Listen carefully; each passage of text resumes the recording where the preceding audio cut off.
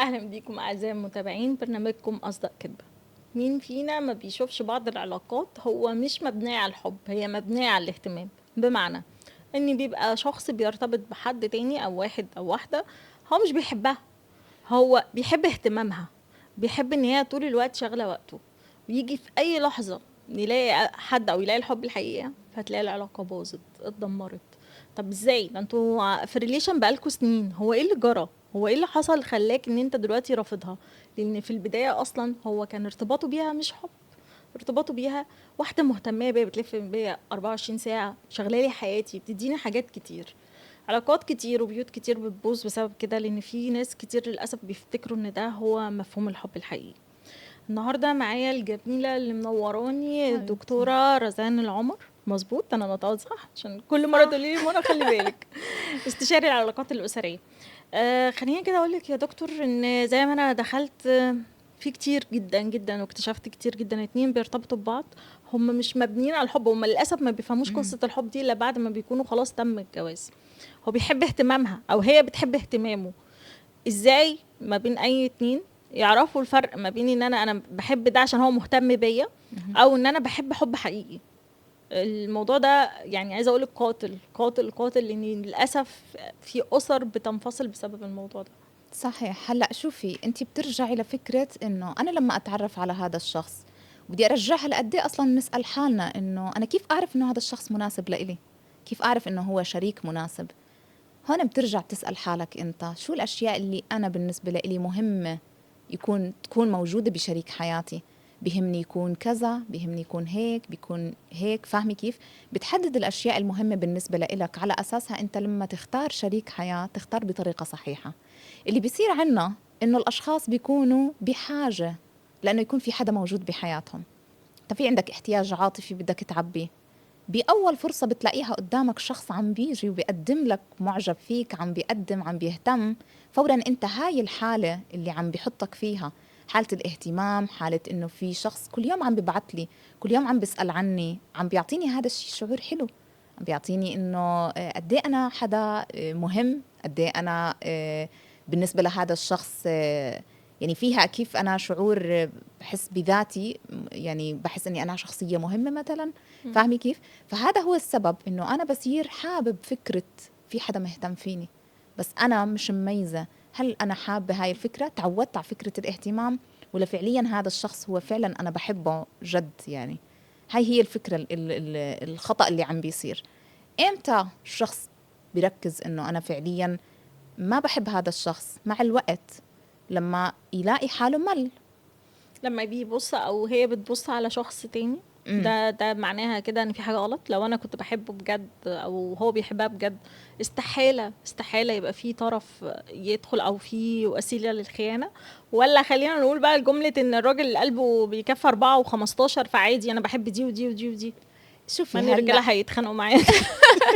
المشكلة أنت بدك تودينا بستين انا داهية والله. حاسه عليا كميه كومنتات يعني لا محترمه. لا، شوفي أقول لك، هلا أنا بشوف إنه الحب الحقيقي بعيدا عن موضوع الخيانة. الحب ما فيه خيانة، بس الخيانة أنا بدي أخده كالشخص هو خائن، هو بطبعه خائن. ما ملهاش إلها علاقه حتى لو ما بيحب. إلها علاقة، ما إلها مم. علاقة. وهون قديش في أصلا أشخاص بتلاقيه شريكه خانه، قد إيه بصير يشكك بحاله، أنا لا أستحق، أنا مثلا ما كنت هالقد شخص يعني حلو بالعلاقة، هالقد ما كنت أنا حدا كافي بالعلاقة، بصير يشكك بحاله. بس فعليا الطرف اللي قدامك لأنه خاين عم بيخون، ما إلها علاقة بقديش أنا قدمت بهاي العلاقة، قديش كنت فعلا إني أنا ما عم بقصر أو ما. فاهمي كيف؟ ما ممكن ابص لها بزاويه مم. الاهتمام، انا ارتبطت بحد عشان هو مهتم بيا، ولكن فعليا انا مش بحبه. هاي بتكتشفيها بعدين مع الوقت. بكتشفها بقى لو مم. انا سواء راجل او ست وهو في العلاقه دي يلاقي شخص اللي بيحبه دخل او لقيته. لا شريك آخر فبتلاقيه راح بالظبط. عم بيميل لهناك. بالظبط، مم. فساعتها بقى الوقت اللي بيكتشف ايه ده، انا ما كنتش على حب حقيقي، انا في حاجه غلط. العلاقه دي انا بس معجب بالاهتمام بقد اللي إيه عم بيجيلي. باخد اهتمام. اللي انا سميته حتى الكلمه دقيقتك خزان اهتمام، هو ما بيفضاش مم. طول الوقت حتى في صح. حاله البعد، وده انا بلاقيها كتير جدا في العلاقات. انا ببعد ولكن الطرف الاخر بيموت فيا، بيحبني. صح. فعمال يغذيني في مشاعر وفي اهتمام وفي هدايا، بيعمل المستحيل صحيح. عشان ما يبعدش عني. فللأسف وانا بتكلم ده من ارض الواقع، لان بعض العلاقات بيحصل ان هو ايه، انا بيصعب عليا الطرف الاخر مم. من كتر اهتمامه بيا، من كتر مشاعره الحلوة ليا، فبقول خلاص انه يخش في علاقة جواز مثلا. لا بس هون بدك ترجعيها للطرفين. العلاقة بين الطرفين هي توازن، مم. أخذ وعطاء. زي ما أنا عم باخذ، أنا عم بعطي، عم بقدم، أنت بتقدمي، الشخص اللي قدامك بتلقى، بيرجع لك هذا الاهتمام. هذا هو الوعي العاطفي. لما أنت تكوني بحالة أنت عم بتشوفي حالك عم بتقدمي كتير، بس بالمقابل ما عم بتلاقي من الطرف اللي قدامك إنه عم بيقدم بنفس الليفل، خليني أحكي، فاهمة كيف؟ انت بقى بتكلمي رسالتك موجهة للمهتم، انت للشخص اللي وقف عم بقى. بيقدم كتير وما عم بيلاقي. مم. فاهمة؟ لما أنا عم بقدم كتير وما عم بلاقي، هون بدي أراجع علاقتي بهذا الشخص. ممكن تعملي ستوب وترجعي تراقبي تشوفي إيش حيصير. لو أنا ما بعتت شو حيصير؟ هو بصي حيبعت. بيوصل لمرحلة ان في بعض الناس بيبقى الحب وصل لدرجة الجنون، اللي هو انا مش هقدر اعيش من غير الطرف الاخر، وبيتقبل كل اهماله. انا بكتشف كده وبلاقي ده على مم. ارض الواقع، هي بيتقبل كل بتصير الاهمال وبيتقبل كل المعاملة السيئة، بس ما تسيبنيش. فكرك ليش؟ ليش؟ حلو. ليش ليش أنا ممكن أنا أتقبل؟ لأني أنا خايفة إنه بالأخير إنها تخلص بيننا. بتلاقيه مفكر حاله إذا قدم كتير حيضل محافظ على اللي قدامه، بالظبط. بلح كتير حيضل بالظبط. ماسك اللي قدامه. ودي هدايا اكتر، ودي اهتمام اكتر، بس هل بضاعف. اوكي، انت بدك تسأل حالك هل فعلا انا اذا انا قدمت هالقد رح اكون اللي قدامي رح اضل انا محافظ عليه؟ الجواب هو لا.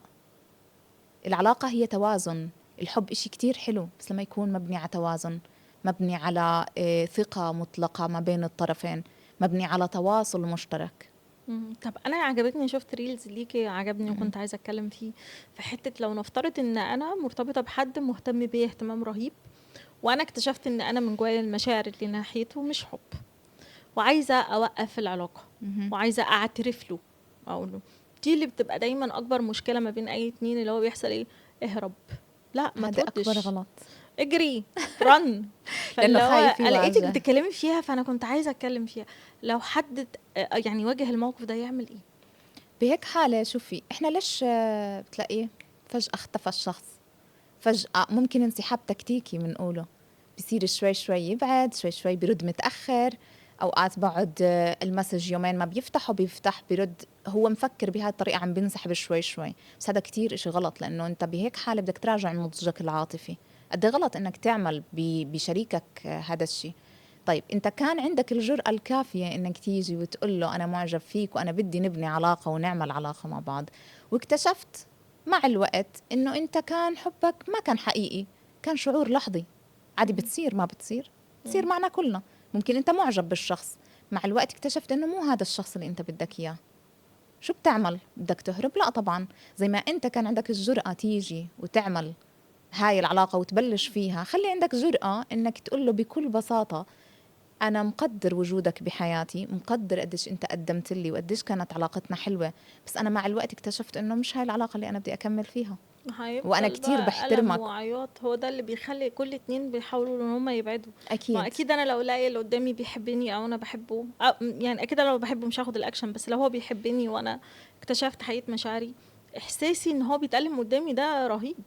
أكيد، بس هون بهيك حالة بدك ترجع إنه أنت الإنسان غير مسؤول عن تلقي الطرف اللي قدامك الإشي اللي أنت بدك توصله. أنت مسؤول كيف توصل الرسالة. أنا أوصل الرسالة بطريقة محترمة، بطريقة راقية، طريقة ما أجرح، يعني ما بحكي كلام جارح على الطرف اللي قدامي، ما ببين له إنه أنت فيك نقص، مثلا أنت ما عجبتني لأنه فيك نقص. لا، أنا عندي معايير معينة، هاي بيني وبين حالي، وبعرف إنه هو مش مناسب.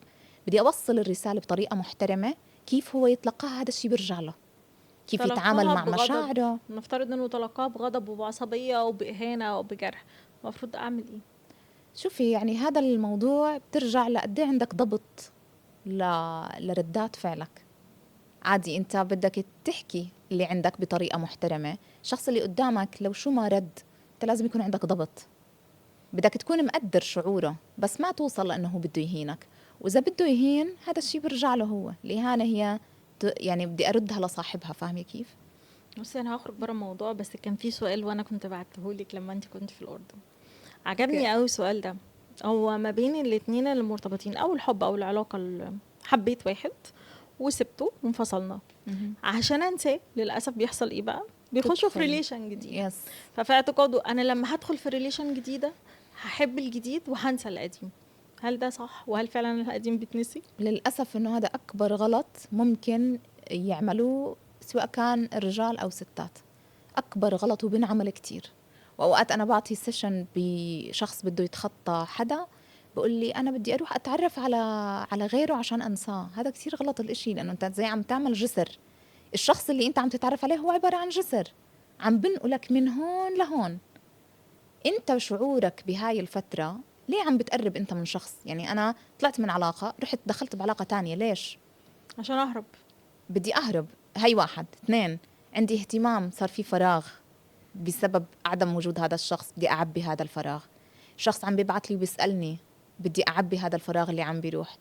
فعليا بيني وبين حالي الفراغ، بس بشكل عام هيك بدي أطلع على الصورة من برا عم بشوفه إنه تعبى، بس أنتي فوتي على الصورة من جوا شو حتشوفي؟ أنتي ألمك عم تطمريه فقط. طب بهيك سؤال حالة بقى عميق شوية، بيتنسي؟ بتنسى. الحب الاول بيتنسي؟ مش بتنسى، بتغير موقعه بذاكرتنا. ما على فكرة بيتنسيش. الحب إشي كتير حلو. ما عم بحكي عن الحب المرضي، عم بحكي عن الحب بشكل عام، الشعور. بتغير موقعه في الذاكرة، ببطل زي قبل. بس إنه والجديد ما ينتسى. بحبوش؟ هل لو انا دخلت في ريليشن هل الجديد ممكن يحصل فيه ان انا احبه فعلا وانسى، ولا ده استحالة؟ لا، ما في إشي مستحيل، بالعكس. ممكن. ممكن طبعا، بس تكوني مختارة شخص بطريقة صحيحة. ما يعني أنا لما أقول أختار شخص بطريقة صحيحة، في أشياء ممكن أتغاضى عنها. ما عم بدور عن الكمال ودي أحكي المثالية المطلقة، بس في أشياء مهمة تكون موجودة بشريكي بالنسبة لإلي. أشياء تانية بقدر أتغاضى عنها. إذا لقيت إشي ما بقدر أتغاضى عنه، فوراً أنا خلص هاي العلاقة مش مناسبة، بنسحب منها. طب خليكي تدي نصيحة كده في نهاية الحلقة، لو واحدة كانت مرتبطة او واحد كان مرتبط بحد وفي حالة التعافي ما بين العلاقة دي تنصحيه ان هو بلاش تخش في ارتباط إلا لما تتعافى الاول؟ طبعاً مش بنصحه، المفروض هيك يعمل. مفروض انت بينك وبين حالك، انا عم بطلع من علاقة، بدي اتشافى واتعافى منها تماما، بدي ارجع استحقاقي لذاتي. قد ايه انا بستحق اشي حلو، قد ايه انا بقدر اني اعمل اشياء اكون حاسس فيها من داخلي باني انا مرتاح. بدك تقعد اتليست، يعني انت بتقولي عن 6 اشهر، بعدين بعد ما تكون شفت حالك قد ايه انت صرت منيح، عم بتحس انه انا هلا اذا بدي ادخل بعلاقه انا عم بدخلها لاني حابب حدا يشاركني حياتي بطريقه حلوه، ما عم بدخلها بهدف انه انا عندي نقص بدي اعبيه. وهنا هو الفرق. بيحصل اختيارات خاطئة؟ هل لو حد في الريليشن لسه منفصل وبيجري جري على علاقة أخرى، ده يبقى بيسيء الاختيار؟ طبعا، لانك انت هدفك صار من العلاقه اللي عم تدخلها هي تعباية فراغ، هي اني انا اطلع من الحاله اللي انا فيها، فبيجي شخص ممكن ما يكون مناسب. خليني أخرج على طول جري كده على العلاقة الضبابية لأن أنا هربت منها. العلاقة الضبابية دي علاجها إيه؟ لو أنا في علاقة ضبابية مع شخص أو راجل أو ست وحصل إن أنا اكتشفت إن دي علاقة ضبابية، إيه الصح اللي المفروض يحصل؟ الصح اني انا اسال الشخص، وهذا الاشي اللي ما بيعملوه الناس. احنا شو؟ هذا ابسط سؤال. اول شيء احنا شو؟ ايش اللي عم بنعيشه؟ لا، انت عم بتكون شخص واضح معي. مسمى العلاقة، بدي اعطي مسمى. ليه اعطي مسمى؟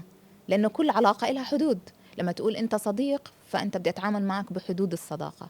انت حبيب بحدود الحب، او زوج بحدود هذا المسمى. فبدك تعطي اسم بسؤالك احنا شو. عرفت احنا شو؟ طب لوين رايحين؟ مش ممكن اساسا كتير اشخاص بيكونوا احنا مثلا مرتبطين، حلو ماشي، انت قلت انه نحن مرتبطين، لوين رايحين؟ العلاقة لوين رايحة؟ تمام، هل إلها فترة زمنية حتنتهي فيها؟ حتنتهي بزواج بفترة زمنية واضحة؟ هاي هي الفكرة. فهي مواجهة. أنا مستمتعة جدا في الحلقة معاكي بجد. حبيبتي. ومش يعني بصي الحديث لذيذ جدا، وبالذات عن المشاعر أكتر حاجة بتوجع الناس وبتحس بيهم، يمكن حياتهم كلها بتتغير بسبب المشاعر أو العلاقات. قد ايه انتي جميلة وحلقاتك جميلة، وانا اتبسطت جدا جدا بوجودك معايا بجد. نورتيني ونورتي مصر، وانا حبيبتي. مبسوطة جدا ان انتي شرفتينا في برنامجنا. حبيبتي، وأنا إلي الشرف والله بالتعرف عليكي. حبيبتي ميرسي. أعزائي المتابعين، أتمنى النهاردة إن الحلقة تكون لمست كل واحد فينا أيا كان المشاعر اللي هو كان فيها، سواء كان حد بيهتم اهتمام أوفر زيادة عن اللزوم، اعمل نقطة ووقف. العلاقات الضبابية اللي بتقابلها في حياتنا، اختياراتنا، الشريك الأول أو علاقة الحب الأولى اللي بتنتهي وبنحاول إن احنا نداويها بعلاقة أخرى وبنقع في أخطاء. أتمنى لكم حياة سعيدة وعلاقات سوية. انتظروني في حلقة جديدة من برنامجكم أصدق كده.